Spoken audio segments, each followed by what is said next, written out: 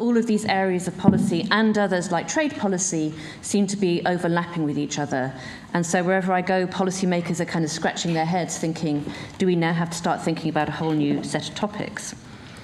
And so really what I'm talking about is the interface between competition and industrial policy, defining industrial policy broadly, so not just regulation, but as any kind of government intervention that will affect the supply side structure of the economy.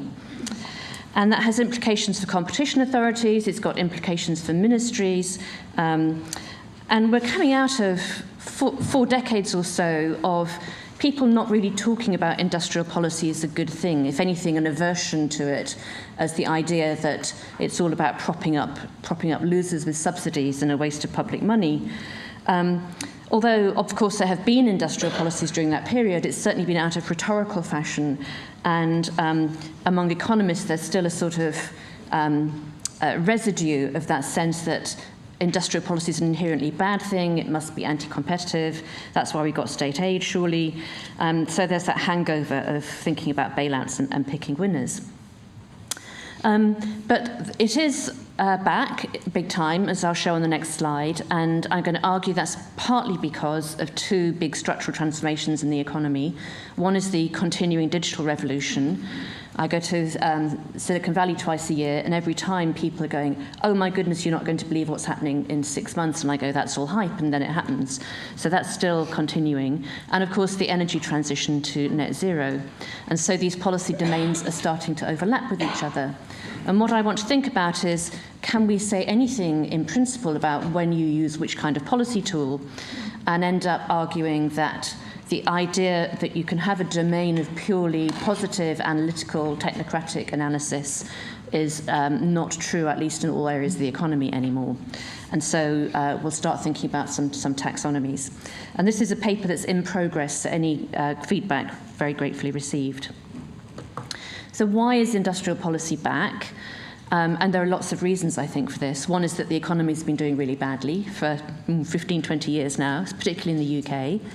A lot of markets are not working very well for people. Energy markets, insurance markets, telecoms, finance, buses. People feel that everyday life is actually getting more expensive and becoming less convenient. You spend all your time in either chatbot or voicemail hell trying to get through to somebody. But there are other reasons as well. The pandemic highlighted bottlenecks in supply chains and started people thinking about resilience, and there are national security, geopolitical considerations coming into play there as well. So what I really want to focus on, though, is this technological transformation, which means that in some key domains of the economy, there are not established markets. It's all to play for. A couple of years ago, there wasn't a market for generative AI. And so decisions taken now will have long-term consequences, because once a technology starts to be established, path dependence kicks in very quickly, economies of scale, and so on. And so the policy choices being made now are really important. There are a number of new measures about the number of industrial policies or the scope of industrial policies, and Simon Evenet's doing one with the IMF, the OECD is developing one, Nathan Lane at Oxford has one. I did the easy thing, Google Trends is your friend. I just did an online search, and this is the number of mentions of industrial policy in the business press. So all of these charts look exactly the same. It goes up. So that's the world we're in, and we need to think about it. So how might you start to think about this interface between different domains of policy? And one taxonomy that's becoming quite influential is the OECD's. I think it was published last year, or maybe late the year before. And it's very logical. It says, let's think about policies that directly affect the supply side, policies that affect the demand side, where consumer taxes or product safety would come in, and coordination issues. And this is a very logical approach to it, but it doesn't, for me, get to the questions I want to address about supply-side policies and how, what trade-offs there are between those and how they interact with each other. But that's one. A second way you could think about it is by economic welfare rationale. And so this is an alternative taxonomy, takes the same headings as the previous slide and reorganizes them. And actually, quite a lot of the scope for industrial policy is in the coordination failures box. It's a longer list than I might have expected it to be in the first place. And so this, to any incoming chancellor, is great news because it doesn't generally involve spending public money. It's all about potentially productivity-enhancing interventions that involve the state getting other people to organise themselves and do stuff. Then we've got the classic public goods ones, the investment in R&D and skills policies and infrastructure. And then the ones that I've labelled externalities, I should probably have labelled it market failures, and competition policy is the one there, although, as Pierre Regibaud said, you can argue about whether its market power would count as a market failure. And I guess the rationale behind any of the policies in that left-hand box is what can we think about to make markets work better? Which is, of course, what competition policy is fundamentally about. It's how we thought about digital markets in the Furman panel. Anything that we were going to propose was going to be about making these markets work better for people. So that's another very logical kind of approach. But again, it doesn't quite get to the trade-offs I'm trying to think about in terms of industrial policy interventions versus competition policy. So I've got a final taxonomy to show you. And that's by, well, what's the extent of the trade-off that we're thinking about here? And so the left-hand column are the ones that you could argue are completely in harmony with classic competition policy. I was at an OECD event on competition yesterday, and the representative of the French autorité was saying, we have an entirely pro-competitive industrial policy. I'm not sure I entirely believe them, but that's the kind of examples that she was giving of pro-competitive industrial policies. And so these are pretty obvious, you know. These are policies that could apply to any business in the economy, be technology neutral, and so on. So that's a pretty straightforward category to think about. The middle category, you're a little bit more in the territory of how are you designing these to think about, are they going to conflict with classic competition policy aims or not. And so really it's about what's the incidence of any of these going to be across different businesses or different sectors in the economy. So if they're done properly horizontally and neutrally, that's fine, but you need to be careful about how you design them. A good example there might be intellectual property policies, where clearly that's something that does entrench some kind of market power for a certain period. And then the final column are the ones that clearly have some potential conflict with competition policy. So the golden oldie there would be subsidies to particular companies, public procurement that's set up in such a way that only the big companies can take part in the tenders. I guess it's another version of advanced market commitments, if you like, but not done in that neutral way.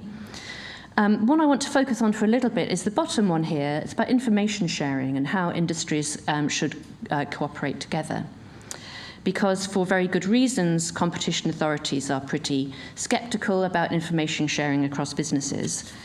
But in this context of big transitions in key markets in the economy, that kind of sharing of information across businesses can really have a big effect on the shape that the market outcomes take.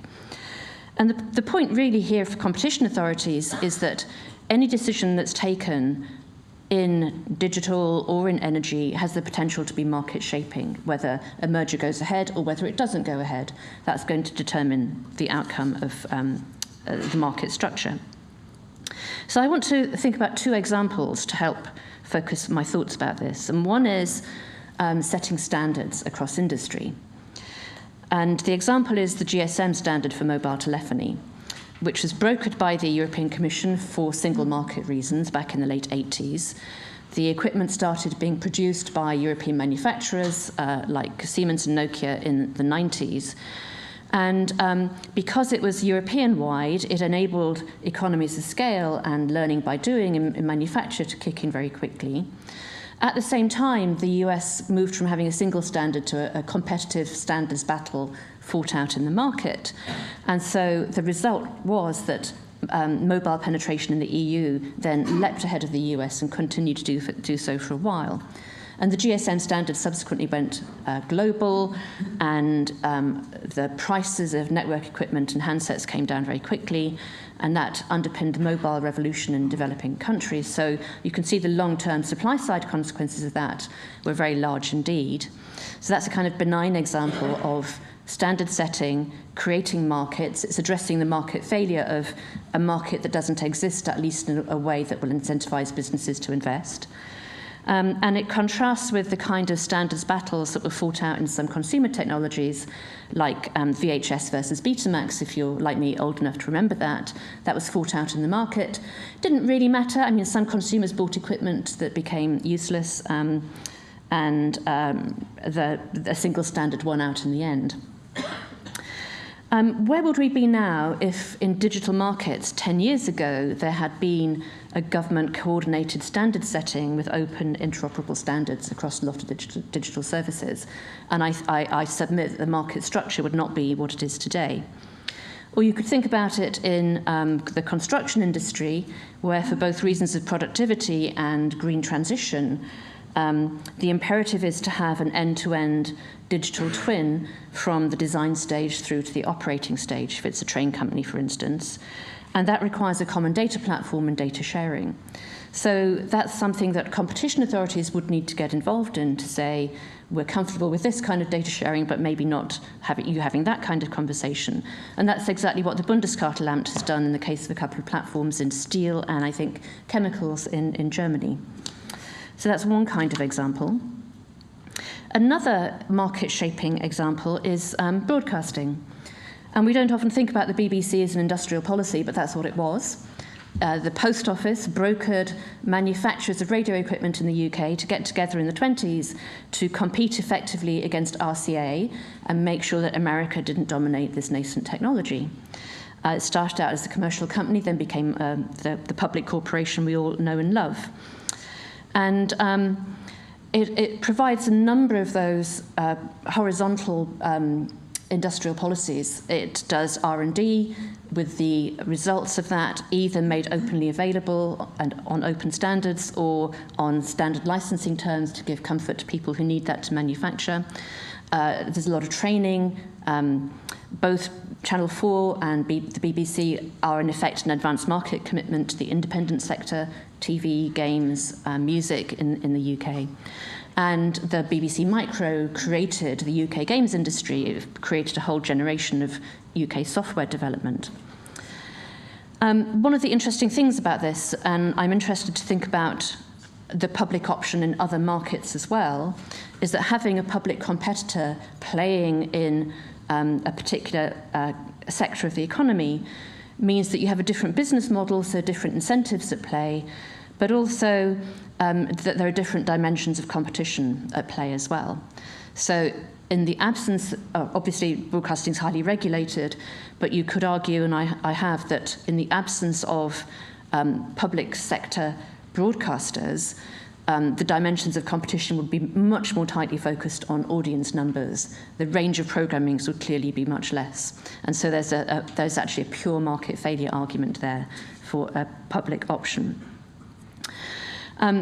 Another example that's relevant here is Project Kangaroo, which some of you might remember was a decision by the Competition Commission in 2009 to forbid the UK commercial public service broadcasters, which included BBC Worldwide, from forming a joint venture to launch a long-form video-on-demand platform.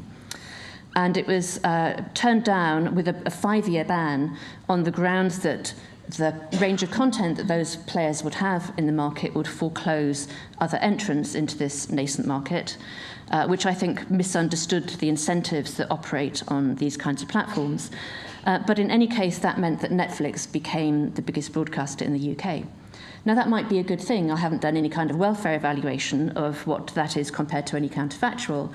But there may be other considerations in this context of industrial policy, because this surely means, compared to the counterfactual, that over time, the UK's production-based supply-side strengths in broadcast will be diminished, and that's already starting to occur. And in these dynamic markets where the market shaping is going on right now, there is a need, I think, for some kind of strategic thinking to play into competition decisions about what is the best thing for the national economy, not just in consumer welfare terms on a case-by-case basis, but in terms of what is the long-term supply-side capability of the UK economy and prospects for UK workers in this context. And I think that ought to have been a debate at that time. So I think I've got a couple of minutes. I'm going to sum up. There are going to be more and more of these market-shaping moments in these kinds of markets, and that will have decades-long consequences, the decisions that are taken. And I think having that strategic framework obviously from the government for regulatory agencies, including the CMA, is needed. I don't think it's possible in markets that are so dynamic and path dependent to say, well, we'll have an industrial policy over here that determines which bits of the economy we want to specialise in, and once we've done that, then we can hand over to the competition authorities to analyse cases on a case-by-case basis. I don't think that gives us the right kind of long-term supply-side evaluation that we need. And so the case-by-case approach has its limitations in these kinds of markets. But easy to say, not easy to implement, and so the final points here are we don't know how to do that. There's an institutional design question. There's a very nice new paper by Nathan Lane and co-authors looking at the political economy of industrial policy. I think there's also an institutional design question about how do different regulators and the CMA and central government work together. What's the right kind of framework to ensure that the long-term strategic considerations for the economy are taken into account? There's political legitimacy for technical decisions that are taken, and there's some means institutionally of resolving the trade-offs that are bound to occur sometimes between competition policy and industrial policy. Thanks very much.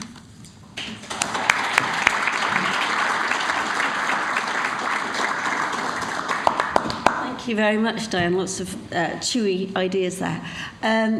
As I said, the three talks are relatively, although there's a common theme, they're relatively different. So we're going to take any questions or comments on each one separately. So I don't know if, would anyone on the panel like to say anything?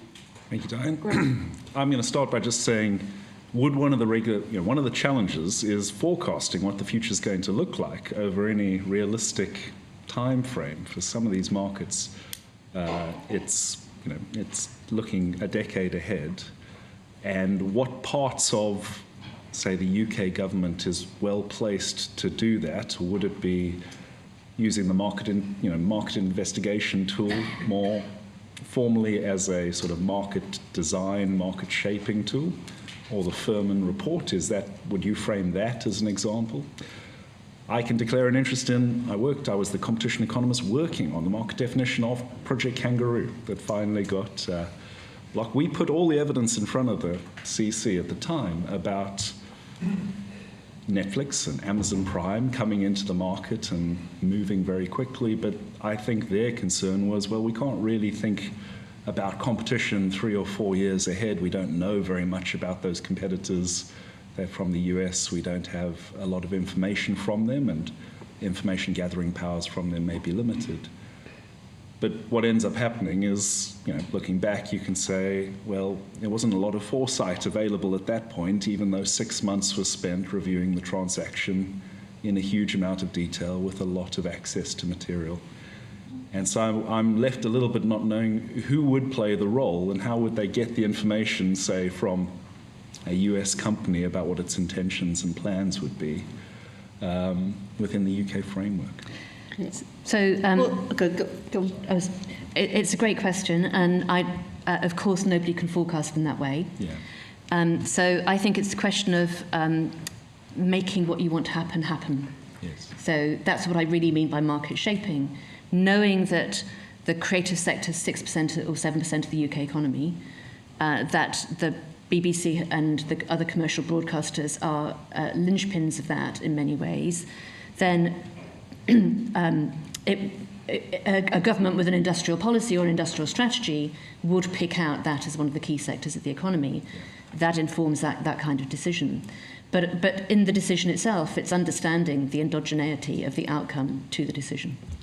And presumably it's, to some extent, when you don't know about the future, often competition, or at least some form of rivalry, is the best thing, because that's it works in a messy way, but usually it will deliver better outcomes. In a way, what you've got to do is identify, if you're looking forward, the situations where natural competition isn't the best one. You've given two examples there, but how you identify those. Coyle. Yeah, I think you are talking about how you should be able to do what you want and kind of think I should go in that direction. I do think economics really suggests that there is a more principled way of going around these things, and that comes from the fact that in a lot of contexts, especially with financial constraints, you're going to have under-experimentation by firms coming into the market. That's one of our biggest problems at the moment, that the entry and exit process isn't functioning in the way that it used to function, so that there are a lot of experiments coming in, they're weeded out, and that leads to growth. And so isn't it more that we should be supporting kind of a broader base of ideas to develop and supporting that, because that doesn't mean picking the path directly? So I've got a lot of sympathy for encouraging entry. It's harder when we're talking about such scale businesses and when there are network effects, and you can get to tipping points very quickly. But of course, that's a great way to do it. But I'd also think about what are the capabilities that we have in the economy? What are the strengths that we would play to? And that is people, it's infrastructure, it's the experience and the communities of expertise that are built around the strengths in the economy. And they're obvious. You know, it's life sciences, it's finance, it's the creative sector. Tanja. Yeah, I've got a question on the institutional framework, because on how you would think or see strategic policy statements from government to regulators play into this. In telecoms, we've had, and somebody mentioned this morning Ofgem, but we've had a strategic policy statement in 2017 now, which formed the basis of Ofcom's decision to foster competition in building FTTP networks or gigabit-capable networks, and it's happened. Is that the sort of thing that you were envisaging? Yes, or it could be in the remits of different regulatory bodies. I mean, there are a number of ways, and I think the institutional design questions are not clear, but that's definitely one that could work. I noticed both of your examples are really quite small, whereas there are other economies which do this on a much bigger scale. I'm thinking, for example, of France and Korea. And what seems to happen there, though, is that one of the ingredients is a very, very close networking relationship between government and the whole of industry.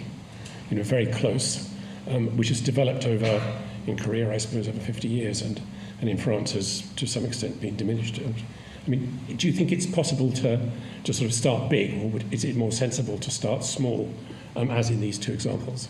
I mean, when I say mobile, I realise mobile's quite a big example now, but at the time it was a very small example.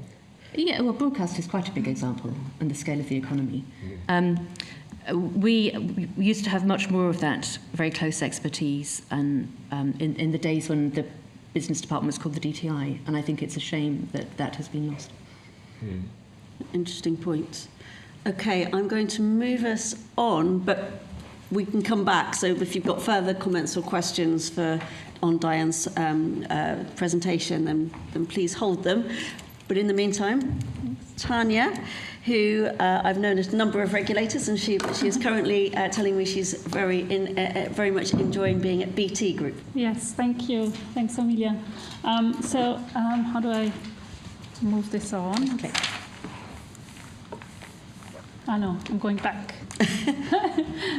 There we are. Today I'll give you a whistle-stop tour through a paper that I've co-written with Kira Kalmus and Kadu Prasad. Kira is in the audience today, so please chip in. And Kadu, hi. We considered our collective experience of what fair, reasonable, and non-discriminatory has meant in different sectors over the years. Without any spoilers, our conclusion is that FRAND is a great concept, given it's so flexible.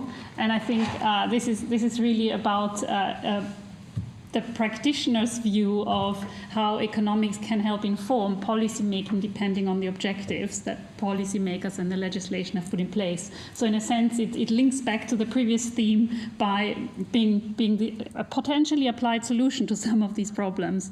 But the flexibility of the concept is also its key weakness. In particular, where economics is called for to evaluate what it really means, what it means for price levels, specifically, and it's really hard to do without clarity on policy goals, because if firms have no or less certainty on what compliance looks like, then for example, if this is legislation about what firms should be prohibited from doing, they will not actually know that, and therefore it will be ineffective. So the agenda today is to cover fair and reasonable pricing in three different contexts, and then have a brief discussion. The first one is standard essential patents, or SEPs, the communication sector, and digital markets. And for the latter two, I give two examples each where FRAND is applied, namely where there is and where there isn't a finding of market power.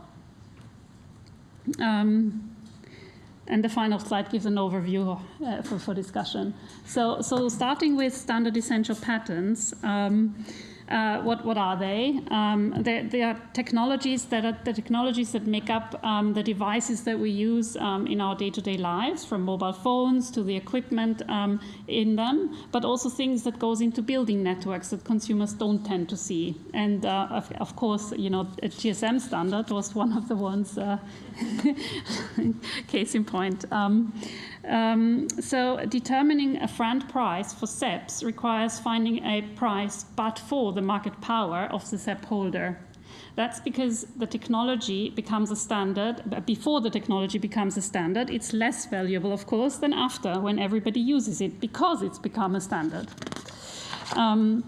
So how is that but for a price arrived at? There are two approaches, comparables and top-down. The comparables approach is more common. It considers comparability between the standard in question and other similar ones. Some of the dimensions considered include technological complexity, the nature of the licensed products, and the identity of the licensees and product markets where they operate. Then a reasonableness check can be conducted to ensure the sum of individual patents in a product is broadly in line with the aggregate royalties for that product, so a mobile handset in that case, for example. To sum up, a key concept in SEPs is value, and comparables is an important way of getting there. And I think it's interesting to see that when we come back to the other sectors, because it's quite a common way of considering value and fair value, effectively. Now, moving on to the communication sector, policymakers for the last over 15 years or so have had a desire to incentivize competitive long-term sunk investments in infrastructure. And in that context, FRAND also references value. In the UK, as you can see on the left-hand side, this has mostly been via a retail minus approach or retail minus interpretation to access regulation. In the EU, on the right-hand side, via a menu of options, which originated actually in France, which explicitly call out the degree to which downstream customers can or should have the opportunity to strike long-term deals with infrastructure builders to share in some of the demand risk. So in both cases, at a maximum, the price is the retail minus price, And at a minimum, depending on the degree of risk sharing, the price may provide for keener prices against an upfront payment or investment participation. This approach, again, is value-based. That is, the starting point being the value of the service to the retail consumer. I just wanted to add, being at BT, that typically regulators, including Ofcom, and the Ofcom economists in the room will recognize that, regulators have different means to ensure consumers are protected from excessive pricing when wholesale prices are set in this way. Ofcom does this through a form of cross-check, whereby regulated wholesale access, where a regulated wholesale access product remains regulated at cost, or by reference to cost at least, and that is the product, however, that does not require the upfront sunk investment. So it's a legacy product that kind of anchors the prices of the new products. There's also discretion to intervene in the later years of the investment cycle where competition does not emerge and there's a risk of excessive lifetime returns. So that is my addition to this particular slide. Now this is where there is SMP, or a prior finding of potentially enduring market power in the sector. Now there are other examples of FRAND pricing in communication sector regulation without a prior finding of market power, and that's where we're going to get to now.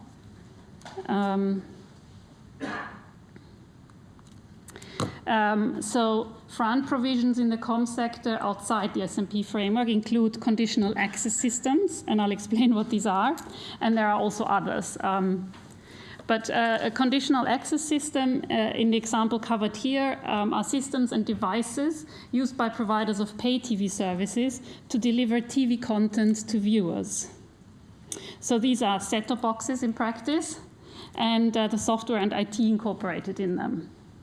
And the objectives of conditional access rules, and they still exist in the European Communications Framework and in the UK framework.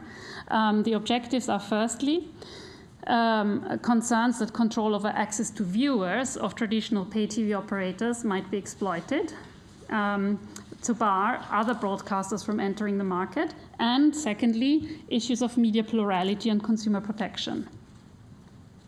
And this is looking back at the consultation from 2005 of these measures that are now in place. And I thought that these options are really interesting because they have relevance to online platforms today. At the time, Ofcom consulted on how it would assess whether terms were fair and reasonable, giving 4 options. Option 1 was commercial negotiations with transparency obligations and dispute resolution as a fallback. Option 2, setting cost-based prices on a benefits-based approach, which allocates common costs based on the relative benefits to different users, or a share of value approach, reminiscent of Ramsey pricing.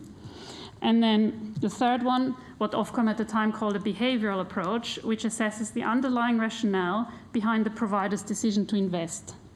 The recommended approach was to require Sky's retail pay TV offering to bear the full distribution cost, so the full cost of the set-top box and all these other elements, considering Sky's motivation to design the platform to primarily serve its own downstream arm, specifically its TV channels, rather than those of other broadcasters.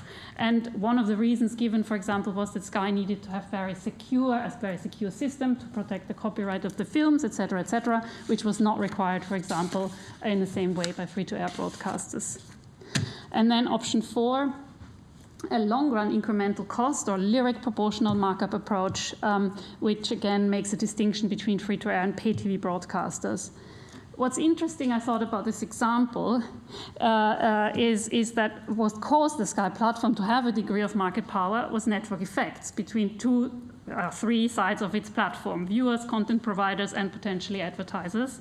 And secondly, the methodology Ofcom ultimately adopted, which is quite prescriptive, has key features of the economic logic needed to address what FRAND means in multi-sided markets and where the proportion of common costs are high. That said, in general, we'd caution against such prescriptive approaches, absent a finding of market power, especially where it must be in the platform's interest to ensure attractive content is available to viewers. And I think it would be interesting actually to see an ex post impact assessment of this. I've seen a paper pop up on LinkedIn by Mike Darcy on this, and he gave his view on what changed after the regulation was put in place, and he said there was a lot more adult content of the Sky platform after the event. I'm not sure if that was the desired policy outcome, but yeah. So now leaving legacy regulation behind and onto the new digital into the new digital realm of digital markets regulation. So under the EU DMA and the UK platforms regime, FRAND applies to firms with an entrenched and durable position in the market. And there's two examples worth mentioning. Firstly, Articles 611 and 612, which aim to promote competition and prevent the exercise of market power. And secondly, the UK draft code of conduct between online platforms and news publishers with the objective of preventing SMS firms from distorting competition between users of the SMS firm's service. Interestingly, again, concepts common to SEPs and to comms regulation are noted in the guidance accompanying these provisions. With regard to the DMA articles, each of comparables, share of value, and retail miners are cited in the DMA. In the UK draft code of conduct, which will no doubt need to be reviewed and adapted to the final DMCC rules and the CMA consulted process, notes that a fair share would be one which reflected the split that would be likely to occur if the SMS firms did not have significant bargaining power, again, a but-for price. And final offer arbitration is also one of the mechanisms mentioned. When we wrote this paper, the DMCC, the guidance this year was not yet published. And as part of the consulted guidance, I saw that one of the conduct requirements it proposes, it may impose on SMS firms is to trade on fair and reasonable terms. So there we are. And a final offer mechanism is also envisaged if an enforcement order is breached.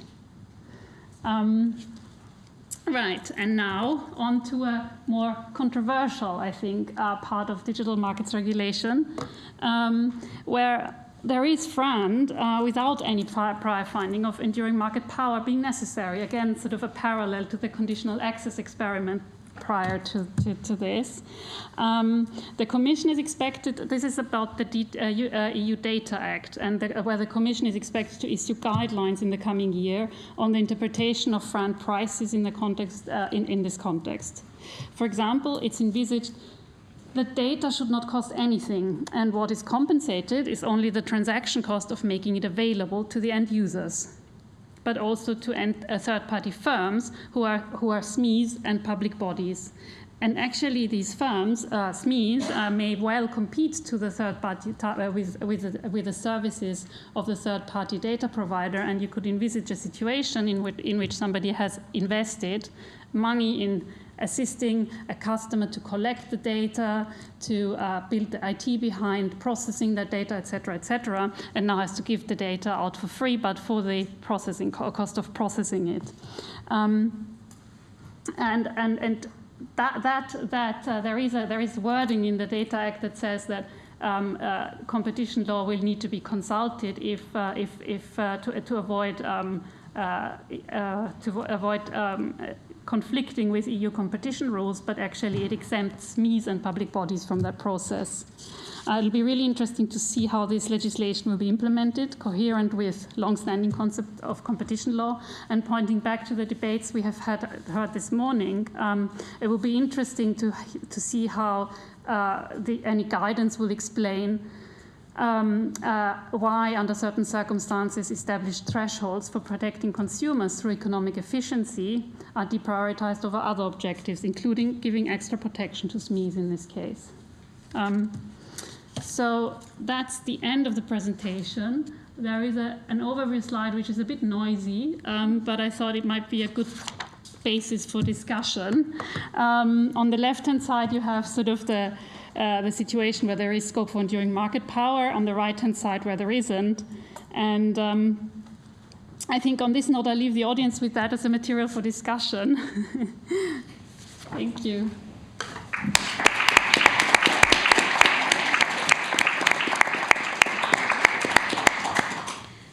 Thank you very much. You didn't comment on the question I've always had, which is what are the different words of fair and reasonable doing here?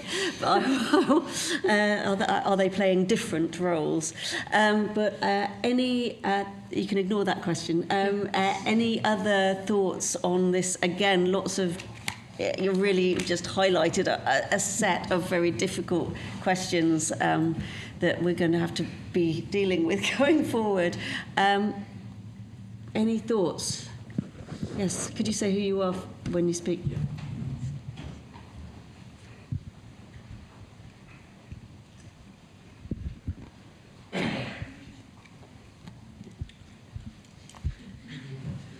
Hello.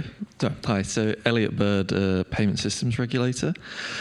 Had a question in terms of if you're going about trying to determine a fair and reasonable price for a service that there is no sort of cost data for, perhaps is being introduced as a new service to bring competition where it otherwise didn't exist, how would you go about with starting that? Sorry, could you repeat that? Where there's a new service? So we have the example where effectively someone is being asked to provide access to enable a new service that will compete with their existing service.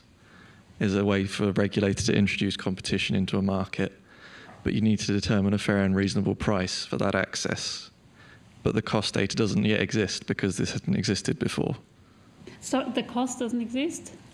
So the cost data is unknown. The doesn't exist, but the service exists or doesn't exist either. It would be the service would be being introduced. So it has been already.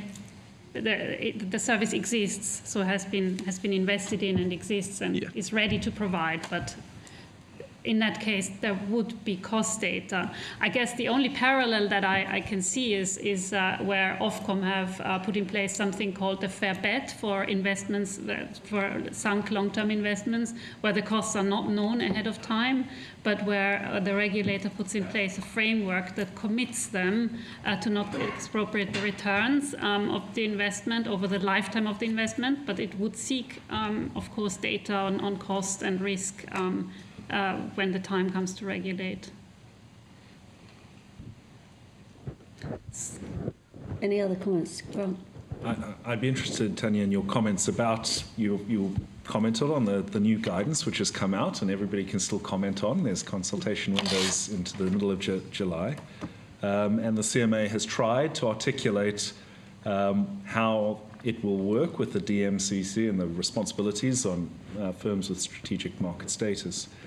But reading through those guidance and talking to the CMA, the challenge is that it doesn't actually give you a lot of details. So, for example, fair and reasonable is referred to but not defined in any way, and so no approach is put forward, and the word network effect is mentioned once, and the word economies of scale once.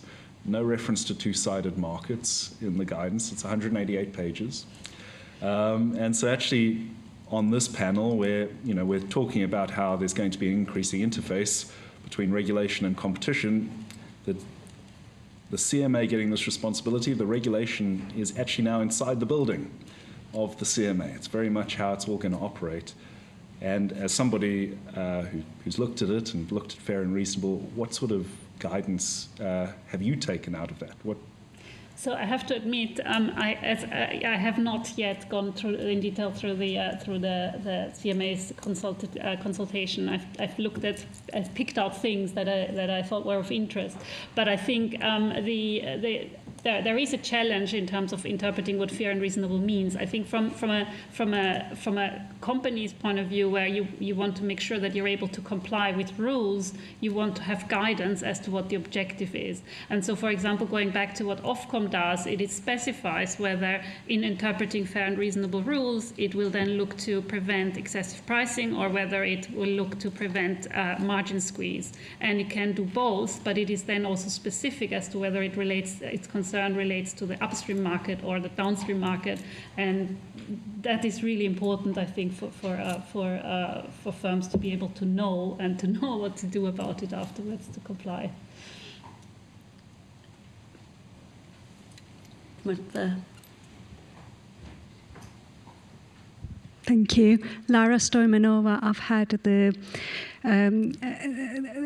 possibility to work with Tanja when we were both at Ofcom as well. And as a practitioner, fair, reasonable, and non-discriminatory is very, very difficult to implement successfully because it's open to interpretation. And I remember from my Ofcom days, what we used to do is typically use it as a backstop when a service is new because you don't have the costing information, but it's a backstop for the regulator to intervene should something not work. But typically you end up giving a lot of guidance to guide the different operators on how to set a price, potentially through commercial negotiation, and eventually when everything else fails, you just go on and set the price. But typically fair, reasonable, and non-discriminatory is a very, very difficult concept to get to work it correctly from the onset. Just a practitioner's view and experience to date, but obviously open to other people's experiences. Thank you. Lara, it's really interesting that you mentioned that, and fair and reasonable is used in so many different ways by Ofcom. I mean, just remembering one of them, for example, the way that I think the way that OpenReach at the moment is prohibited from pricing, differentiating its pricing by geography within each geographic market. That is also implemented through a fair and reasonable condition. So it really is super flexible. But if you don't have the guidance, nothing will tell you what to do. I would just add, within a DMA context, first of all, there are two different provisions like this, and I can't remember which is which, but one of them is FRAND and one of them is FAND, i.e. there's no word reasonable, and no one has been able to tell me what the difference is between these two concepts. The other point, though, just to highlight, is that there's going to be, I think, a very early EU view on this because the Apple App Store is required to now set FRAND prices, and it's offering an alternative offer to app developers, which includes a somewhat lower commission fee, but also a 50-cent core technology fee for every single user install. And the interesting thing is, what is a core technology fee? It sounds like a fee for using the phone, not for using the App Store. So the question is, what costs should the App Store, Apple, be able to charge for its App Store, kind of separate to the charge for using the phone? How much of the phone technology can be charged for to app developers within the App Store? And I think that's going to be a really fascinating investigation by the EU, and we'll have to see where they come out. Okay, I should take us on. Martin is going to speak without slides, so he's going to stay seated. Okay, well, it's a great pleasure to be here, and I was asked to present a paper which I was asked to contribute to a symposium via an American I/O magazine. With the title 40 Years of Incentive Regulation. The additional slightly strange words were added by the editor, which I've come quite to enjoy, although they probably wouldn't be the ones which I would have done in the first place. I have to say, slightly to my chagrin, this is the third occasion I've been asked to contribute to retrospective accounts of what's happened in the past. And the first one was 25 years, this one's 40 years. I'm expecting the next one probably to go back to D-Day or Mr. Attlee's government or something of that kind. But it's quite interesting, and since 40 years does represent the period in which I've been messing around in the field of regulation, it's also quite helpful to look back. I spent the period between, I think, 84 and 87, working 2 days a week in the Treasury when they were trying to design regulatory regimes for water and energy. And as you can imagine, it was a bit of the blind leading the blind. Also, it was a period when the key bit in the incentive regulation formula was actually set by the government. because they chose to do so pre-privatisation for various considerations, more or less reputable. One was to get quite a lot of money in from the sale, and the second was to encourage popular capitalism. So the X which emerged from that process was rather different from the one which perhaps Stephen Littlechild had in mind when he first suggested it in 1983, because indeed it is that publication by Stephen Littlechild of his report to the government on how to regulate Tanja's company all those many years ago that in a sense gave a huge amount of impetus in the UK in particular to talking about incentive regulation, despite the fact there had been some prior to then some rather more or less obscure attempts to apply it in the United States. But it really became a kind of a British export, RPI minus X. And I guess the symposium is going to be published in the Review of Industrial Organisation in September. And it includes, most pertinently, a presentation which is part reminiscence and part analysis by Stephen Littlechild himself. So that's what I should be talking about. And it's obviously quite a long period, 40 years. Lots have changed. You've reminded me, Tanja, of the strange ramifications of this that have taken place throughout. And obviously, I'm not intending to talk about that in any detail. So I'm giving you a kind of schematic of what appears in the paper, which I hope will have some justification. But just to be clear, what Stephen Littlechild recommended amongst three alternatives, rejecting the other two, was essentially that there should be a price cap for BT's product, that it should last for a short period. And interestingly enough, he didn't consider what would happen once the government set price cap expired. And this may have been because it was his belief that the forces of competition in the sector would by then have operated under privatisation, and so the price cap would be unnecessary. It's not entirely clear what happened. I mean, it may be he hadn't made up his mind, or it might be all sorts of other things. Now, I think it's interesting because I want to sort of weave in some perhaps rather dubious speculations about the relationship between trends in regulation and trends in competition policy. It may be relevant that the great big deal in competition policy at the time was the emergence of the consumer welfare principle in US competition policy. And I mean, that, to put it very crudely, says, forget about everything else, just look at what happens to prices. And you can see that there might be some kind of logic in circumstances where you're sort of trying to work out what we do in the meantime before, as Stephen put it, I don't think it was quite until the cavalry arrive in the form of competition, but until competition shows up, what should we do? And it might have seemed attractive to replicate a kind of calculation of a competitive price, even if he probably did recognise that in the first instance it was going to be done in a fairly by and large way. So that was the time of Bork and the antitrust paradox and that sort of thing, which, as I'll mention in a moment at the end, is now somewhat under question in the United States and indeed elsewhere. Okay, so that's the way we started. 1984 to 1989 was the first price control, and then the second one, by which time I've moved to Ofcom, was set by the regulator. The first one set by the regulator, and it went on like that. But I really want to focus upon one change in particular to begin with, and that is the way in which the simplicity of just having an RPI minus X formula based upon a subset of services which are provided, the way that has sort of grown and grown and grown. And I guess the term I'll use to describe that outgrowth from it is one that's not generally used in UK price cap debates, but it is in some other countries. It's called performance-based regulation.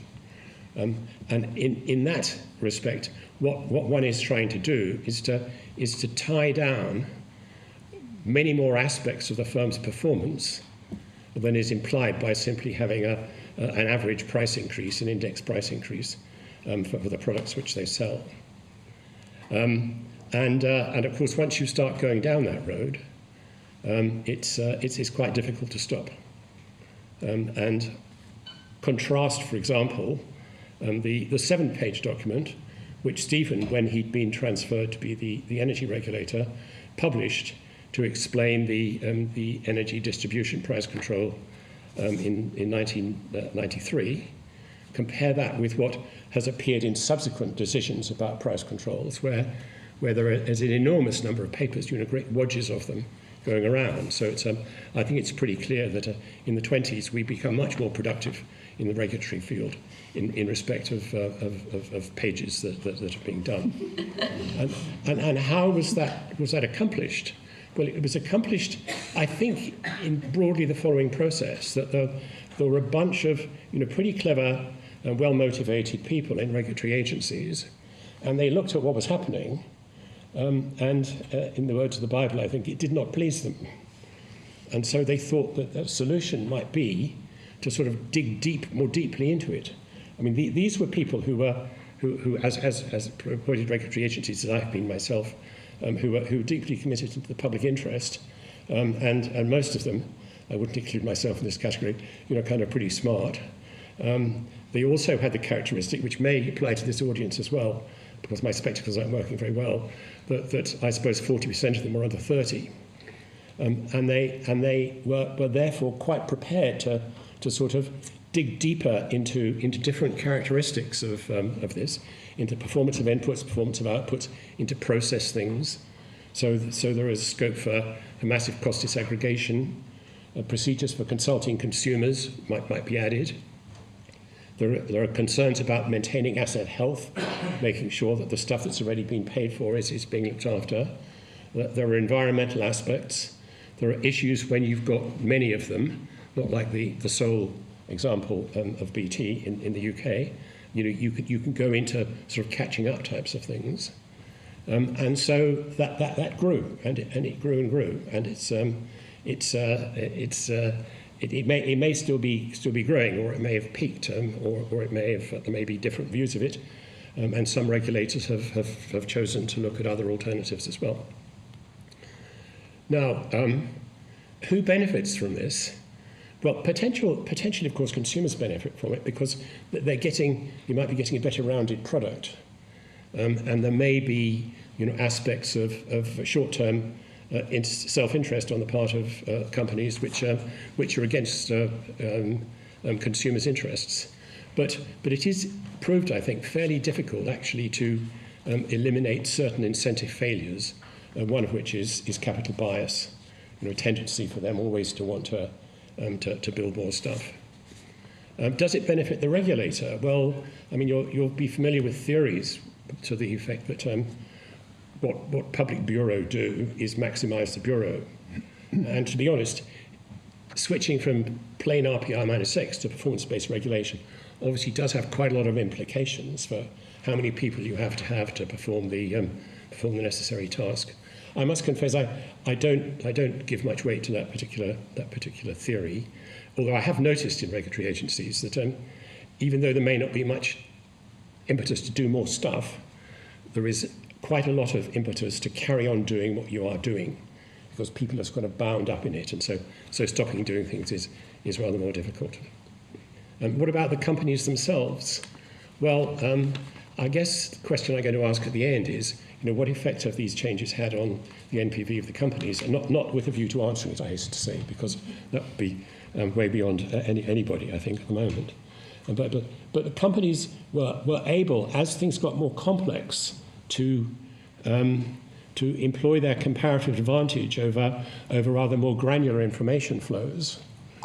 And so I think it's probably hard to believe that it was possible for that to be matched, even by the expanded team of people in the regulatory office who was trying to deal with it, in many cases from quite a lot of companies. I mean, this is a kind of echoing of Tommaso Valletti's views on the disparity in resources between regulators and regulatees, and his notion that this ultimately works to their advantage, because if the fundamental problem of RPR minus regulation is information asymmetry, in a sense it gets worse the more information you're trying to collect. It just multiplies and creates additional opportunities for other things to do. Now, I just want to say very briefly a few things about competition. That was what it was expected earlier on, in telecoms in particular, would ride to the rescue to solve things. And in fact, quite unexpectedly on my part, at the first 2 decades of this century, the whole of the EU, which Britain was a member, of course, the United Kingdom was a member for a lot of it, that competition in traditional regulation of telecommunications, competition in that regulated sector, was extraordinarily successful. But it wasn't successful, interestingly enough, because of simply the licensing of competitors, which was the rather genteel process that Stephen had in mind. It was successful because the regulators totally and aggressively and ruthlessly exploited the regulatory tools which they have, particularly on access pricing, to encourage people to come into the industry. And in the European Union, as it's currently constituted, of the 18 markets that were considered to be problematic in 2002, only 2 still continue to be problematic in 2022. So that was certainly an interesting thing. And another quick point on competition is that softwareization is another thing. We've talked about digitalization and softwareization is another thing which is affecting it. A modern mobile company, mobile operator, has changed in its latest manifestation in some advanced companies.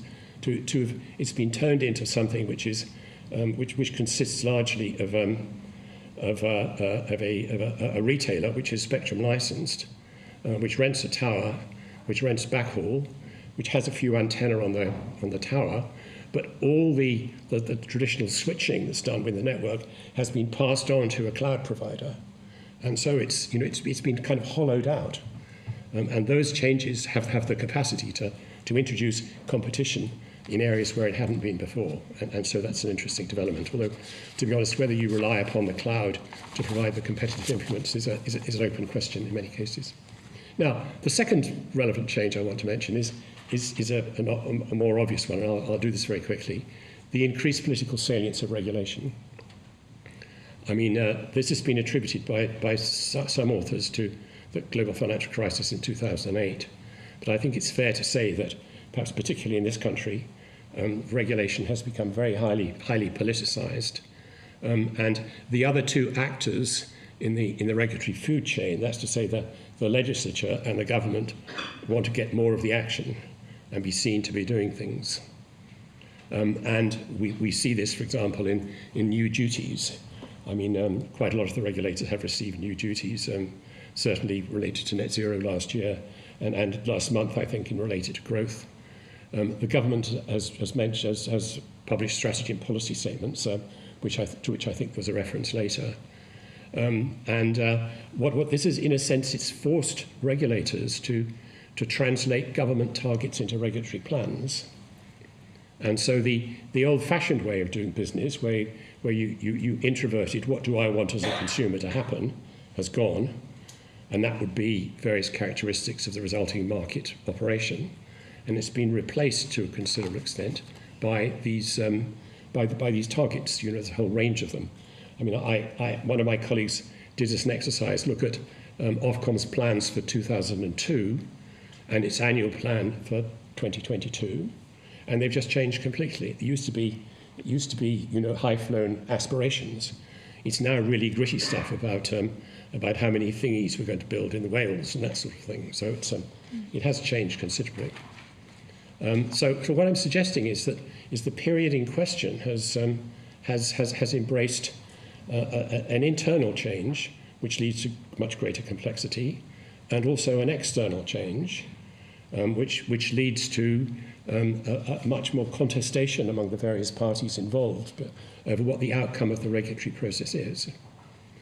And then finally, I just want to make a quick remark about parallel changes which have taken place over this period in competition law.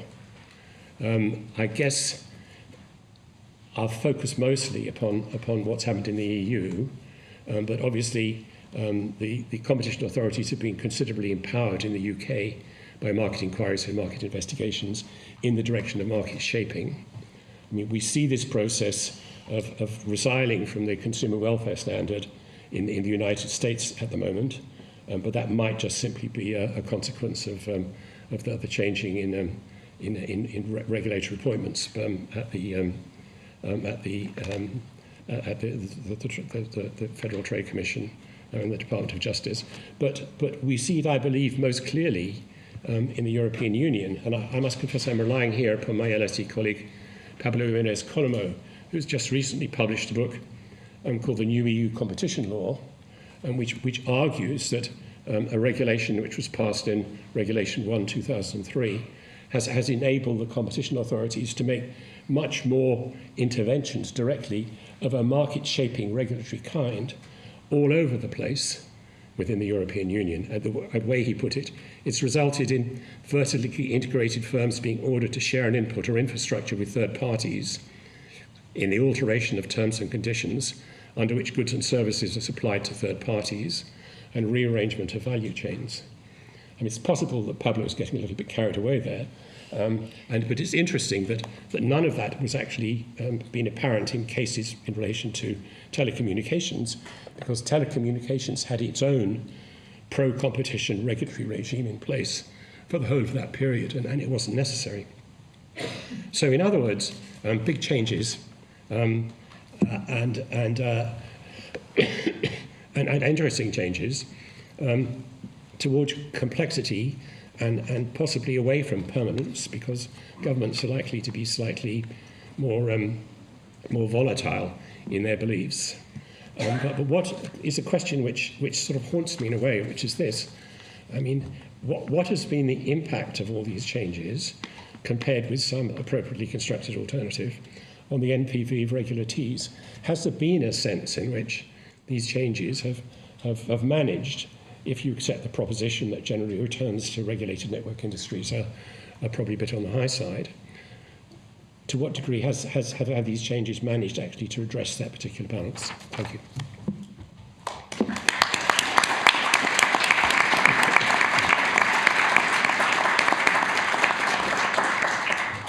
Thanks, Martin. Fascinating. So, any comments or questions for Martin? One at the back there. Oh, actually, two. One for Kira first, and then Chiara first. And then... Yeah, could you speak up too? Thanks. Kira Kalmas, Ofcom, or not Ofcom, Compass Lexicon. I've just heard so much about Ofcom that it takes me back. I was wondering, Martin, if you had any comments about the effective extension of regulation to the digital companies, because one of the things that struck me reading the DMCC guidance is that it's essentially setting up a telecom-style regulatory regime for all the digital companies, including five-yearly basically market reviews of all the regulation, and what your thought is on that. So the question is, you've obviously incredibly experienced in telecoms regulation. The new DMCC is setting up something for digital markets which actually has a lot of similarity with telecoms regulation. Do you have any comments on what you've seen, what you see emerging in terms of digital markets? I'm afraid I don't, because I'm afraid my focus has been entirely on what's happening in other countries in that regard than Great Britain, but perhaps somebody else could contribute to an answer. I think there is a lot of there are some parallels in the Digital Markets Act, and I suspect in the EU regime insofar as Furman pointed that way. I haven't seen the new guidance, but I think, and maybe somebody else can add something on the new guidance. But I think the similarity is that there is a desire to address enduring market power through a form of access regulation that ex ante access regulation that either introduces downstream competition in related markets, not in the bottleneck market but in related markets, or it prevents excessive pricing in those areas. and/or ideally addresses the bottleneck asset itself and introduces competition there. And I think that's the parallel. And I think that as Kira, we've experienced over the last 15 years in Ofcom, this is an experiment. This was an experiment that played out in telecoms, and I think we're going to see it play out. Yeah. And I think we'll probably see it played out in terms of the number of pages of publications. I'm sure there's going to be a lot of consultations. But I think that's absolutely right. I think the point that Martin made about telecoms there being more competition than we might have expected, because actually the regulators have been more focused on being pro-competitive. And so I think what I was reading you saying, I think we will see that across both in the DMA and the DMCC, is there's a really clear focus on really trying to open up markets. This is somebody down here. Okay. Sorry. I'm sorry, my hearing's not very good. That's okay. Thank you. Sorry, I'm just waiting for the mic. So I'm Will Whiteley from the CMA. Thanks a lot for your talk there. My question is, over the time period you've been talking about there, has the extent of advocacy from regulated firms and firms in general changed, in your opinion, and what impact has that had on regulation and competition policy and their effectiveness? Okay. Do you get that? No. Oh, okay. Has the extent, over the period that you've looked at, has the extent of advocacy from regulated firms changed, and what do you think the implications of that have been? Maybe it just goes to that increase in the number of pages. I don't know. I think there's been a learning process, and as every consultant in the room will know, when a question of what the cost of capital should be the B2B, 0.6 or 0.61, there is a massive outpouring of stuff. I mean, whether it's particularly effective, I don't know. But I think that the widening of the scope of regulation does introduce additional possibilities. I mean, I'll give you an example. I can't remember what industry it comes. There was a realization that if you had an investment plan that was in 5 years, and it turned out that towards the end of it, you didn't actually need the full amount of it, people tended just to do it in any case. And so an incentive was introduced which said that if you fall short of the investment plan because you don't need it, then you can keep half the saving or a third of the saving or whatever it was. Okay, so that sounds a sensible incentive. But of course, since the original investment plan is an artifact, which is based upon asymmetrically held information, as soon as you've got that incentive plan, you do have a predisposition to look for rather more investment in the plan, in the initial plan. And so basically, as people put it rather harshly, you can get paid twice for doing the same thing. I mean, that is a staggeringly crude example, but unfortunately, I suspect it's not an example which doesn't have any attachment to the truth at all. And it's an interesting example of, I guess, the whack-a-mole issue in regulation, where you try and solve one issue and another issue springs up probably as a result. Question here. Yes, I'm Simon Wilde, now of Voxera, and very proud to be a former colleague of Professor Cave at Ofgem. I'm really interested, Martin, in your comment about performance-based regulation, and that's now what we've got. And in contrast to the first price control, is more less or is more? And have we got this cumulative effect of whack-a-mole that we now have regulators trying to do a job they just can't do because of its sheer breadth and complexity? I've struggled with how you try and identify the happy mean. And I also struggle a bit with the proposition that you do need to have change in the regulatory rules, just simply because absent change, the regulators get so smart at cutting all the corners that things can turn out rather worse for consumers than they might otherwise have done. I think it's a very good question, and in some senses it's been overtaken in some circumstances with fast-growing or fast-changing industries by desire to move away from this kind of, set out the plan for 5 years and it's immutable, or only immutable in response to the incentives that you add to it as well. To something which is, in a sense, much more kind of ad hoc. And I think that the prevalence of that is quite likely to grow in industries which are changing very fast, which may, of course, include all of them, including the water industry, for example, which had previously been regarded as immutable. But that's probably an implausible ambition on the part of anybody in that sector to carry forward. I like the idea of a pro of changing regulatory frameworks just being there harder to game. There's probably a paper to be written on the pros and cons of changing regulatory frameworks. I know there's a couple of questions and comments at the back. I think we'll come back to them if there's time, because I want to get onto the comments, but you can still make them to Martin. But in the meantime, I'm going to take us on to Matthew Cherry, who is a chief economist at the Payment Systems Regulator. Thank you. Am I near enough a mic? Pierre Agibo earlier said that this whole issue of regulation and competition policy is something that's easy to talk about for a long time and say very little. I'll try and talk for a little time, and I'll leave up to you to judge.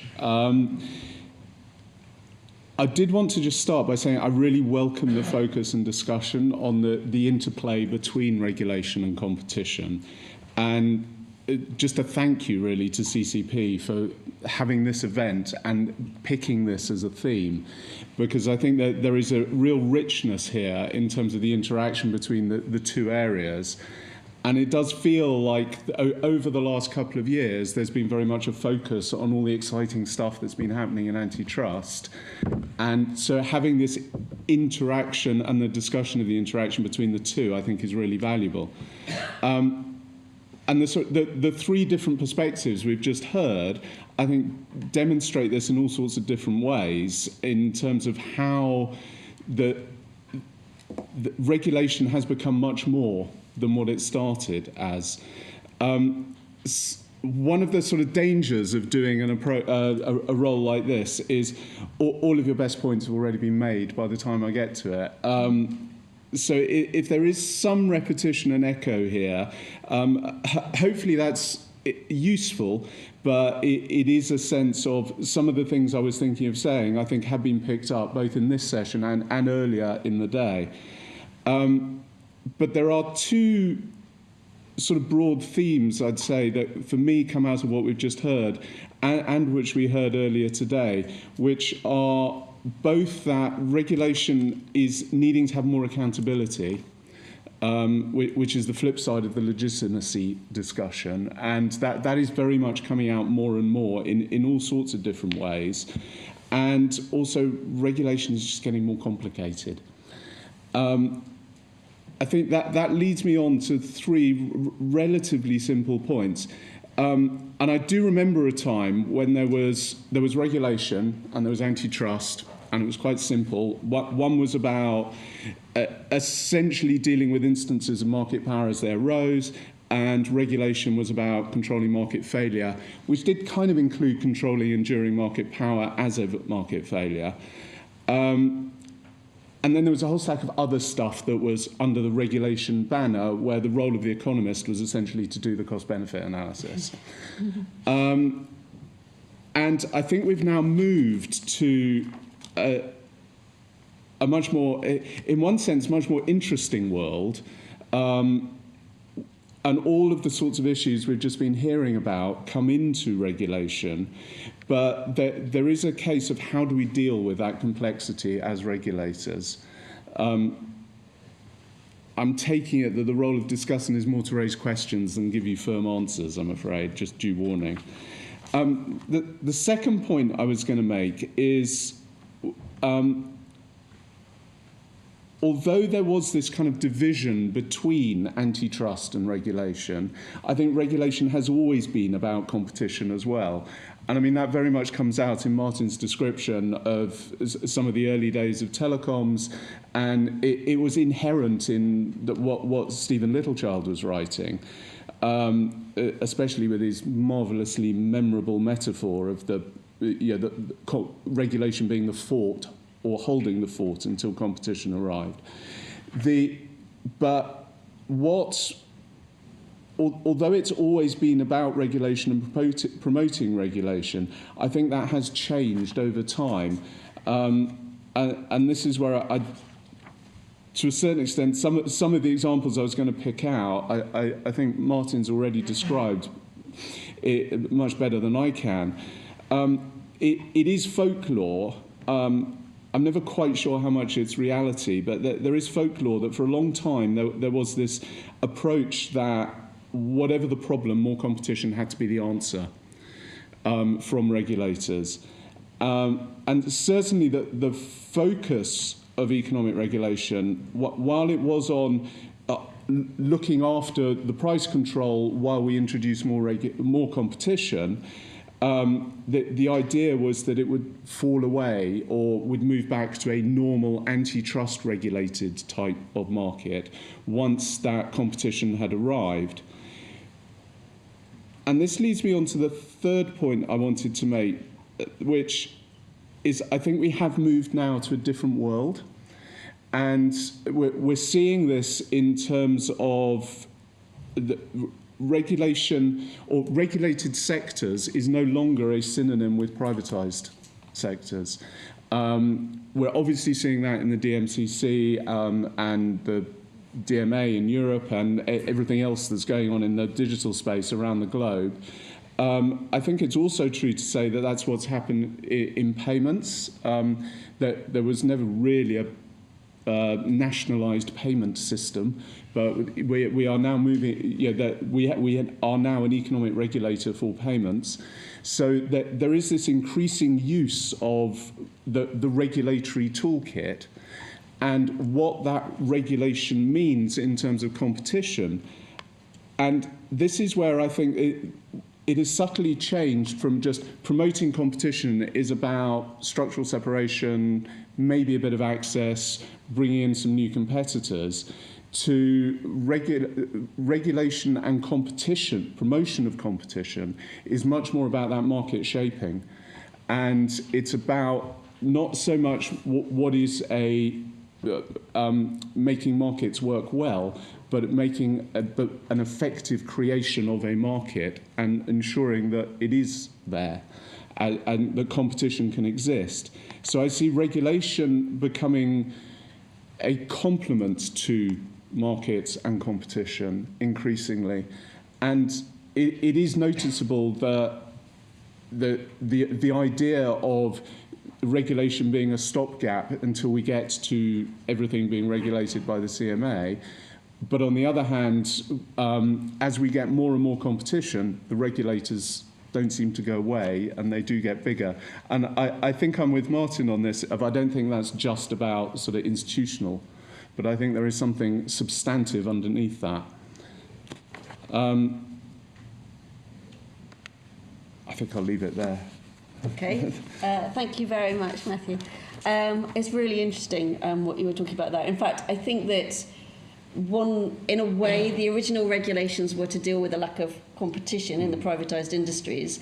I think both the payment systems regulator and the digital markets regulator are to deal with what is now a perceived failure of competition policy to deal with the issues arising. And I think it was really interesting. I was at the Office of Fair Trading in 2001 and we were trying to deal with the MasterCard interchange fee, and lots of regimes struggled with trying to deal with this under competition law, and in the end most regimes have decided you just need to regulate it because competition law is not the right tool. And I think essentially that's what the conclusion has been in digital markets as well. So I think there's a change in the rationale for regulation through time, which your sector has played a part of.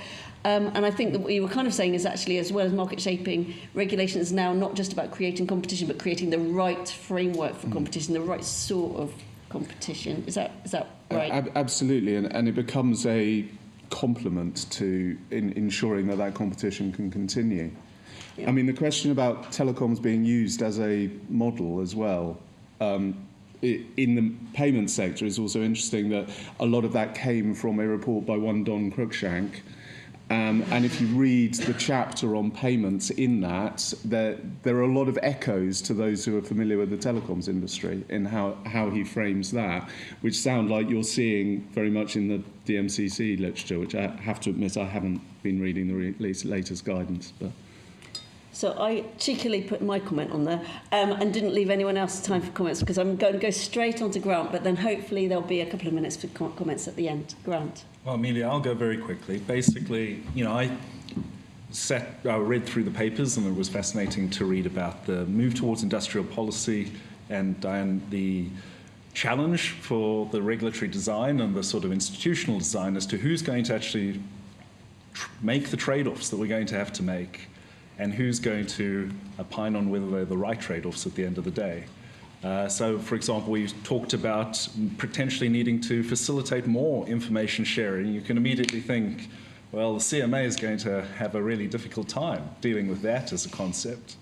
Yet the CMA now is, as I said, got the regulator inside the building with the DMA and the philosophy that that's going to need to be built up, what that's going to mean for the rest of the economy. So I then went on to Tanja's excellent paper on fair and reasonable prices and how do you set them.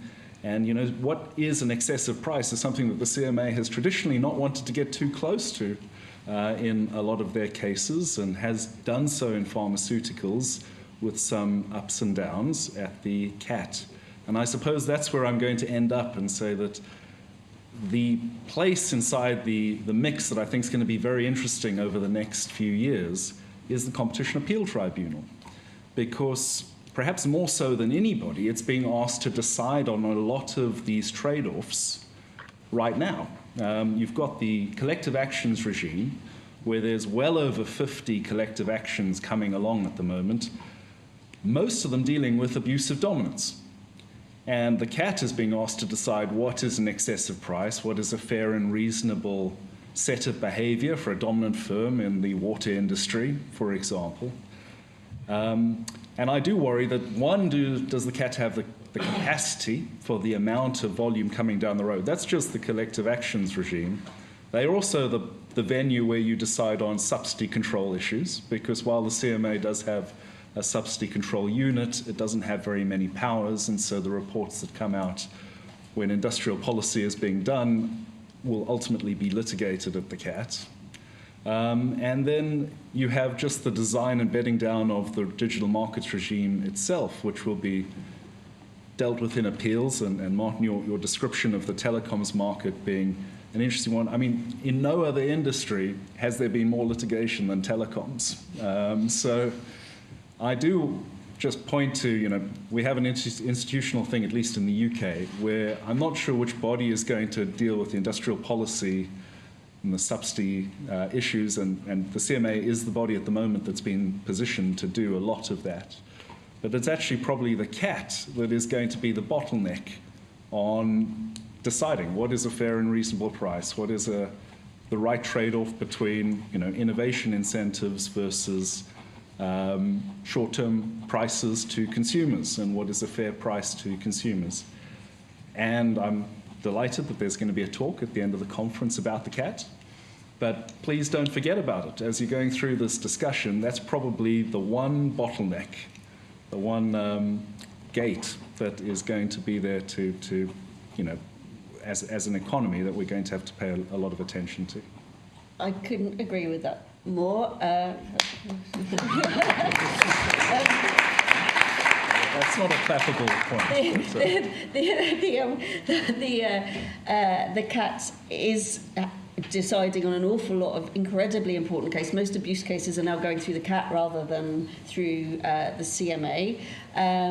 What the CAT has is lots of very clever people on the tribunal. What the CAT doesn't have is a big economics team supporting the decisions of the tribunal. And I think it's going to be very interesting to see how the institutional framework of the CAT deals with this. I would, however, highlight that the CMA has explicitly said, I believe, that they are up for giving the CAT, or they would intend to give the CAT amicus briefs on issues where they felt it would be helpful, and the CMA clearly does have an economics team, so I would hope that the CMA will be very focused on trying to provide independent advice to the CAT to help them through some of this.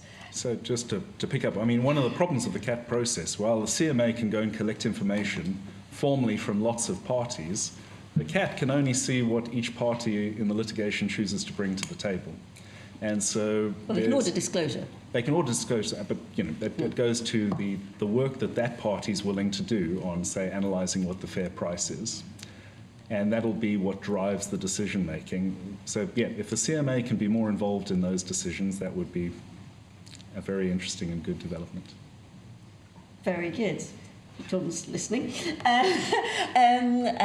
So we have 5 minutes for any other comments, questions on anything you've heard. If we go to Juliet first. And I know there were a couple up there as well. So. Thanks, Juliet Young, Ofwat. I wondered if you had any views on the growth duty that's just been given to Ofwat and some of the other regulators. If you look in the detail of it, I read it as saying this is not just about don't impose red tape on the industry that you're regulating, or not just thinking about the productivity of the sector that you're regulating, but think about how the sector that you're regulating impacts the growth of the UK more generally. And again, that feels like a step away from just mimicking competition, RPI minus X, an expansion into what regulators do goes a bit maybe towards industrial policy. So I wondered if you had any views on that. And I would highlight that I've heard a number of voices saying, in political circles, saying that the regulatory framework has not allowed for the types of investment, despite this capital bias, the types and amount of investment that we need in this country to have a productive economy that kind of feeds the whole economy. So I think that is kind of the intellectual background to the growth objective, but also potential further things that a Labour government might potentially bring in. So, any thoughts? Well, it's much too broad, isn't it? I mean, if only economists knew what would increase the rate of growth, that would be marvellous. So if the thinking behind it was that investment has been too low, it should have been stated much more clearly that it was about having regulators incentivise investment more. Yeah, I mean, BT's view is that it's a positive thing. A growth duty is a positive thing. That said, I think personally, I agree with Diane that I'm not sure Ofcom would have done anything different on its full fibre policy after the strategic policy statement came in 2017. We have, Ofcom forecast 3 networks in 40% of the UK by the end of 2025, yeah, based on largely access to ducts and poles from BT, which enabled others to invest, and BT and effectively forced BT to strand its own legacy assets by building fibre like fury, as our ex-CEO used to say. Yeah. I think in an ideal world, it would be kind of obligatory on governments to produce these documents. I mean, there are some sectors which there has never been one. And regulators are left having to sort it out for themselves, which is reasonable enough, and they can do it. But there's also people in the background producing numerous submissions about how this is particularly vital and necessary for the economy to increase its rate of GDP growth by 0.01%.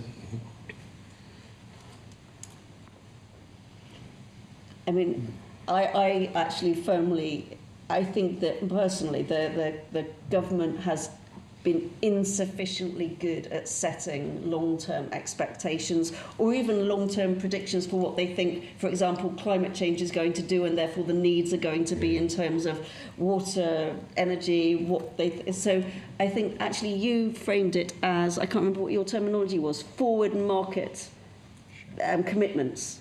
Advanced market commitments. Advanced market commitments, and I don't know that we've used them very much in this country, and I suspect if we had more of that coming from government, the regulators would react in the way that regulators react, and it would be incredibly helpful, and we've had a lack of it. Other questions or comments, including on what I've said? He's been heading forever. Yeah. Alex Mash, CMA. I actually want to ask about advanced market commitments and return to the idea of market shaping, and maybe to link it to the idea that Martin raised about kind of the good surprise of market liberalisation leading to lots of entry in telecoms. So what are your guys' thoughts on what actually are the most effective forms of market shaping tools and particularly advanced market commitments in a digitising economy, in a net zero transition economy? And if I can be parochial for a moment, how could maybe the CMA contribute to that, for example, within its existing powers links to its markets regime?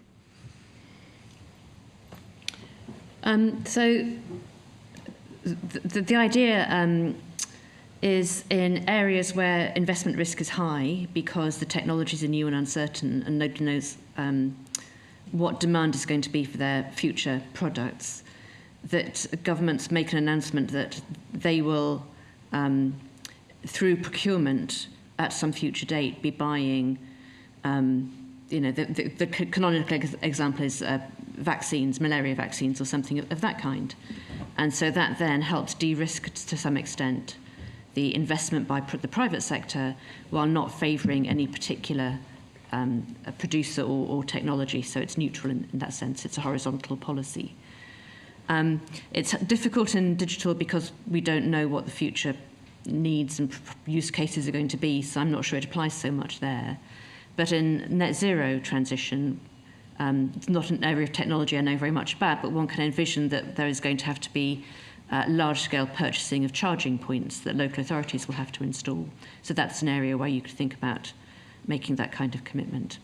At the same event yesterday, the Japanese delegate was talking about having done this for charging points in motorway service stations in Japan. So I think there would be some examples to learn from elsewhere. Any other comments? Okay, well, I think we're about a minute late, but we started 10 minutes late, so we've done pretty well. Thanks, everybody, very much for all your engagement, and thanks very much to an excellent panel.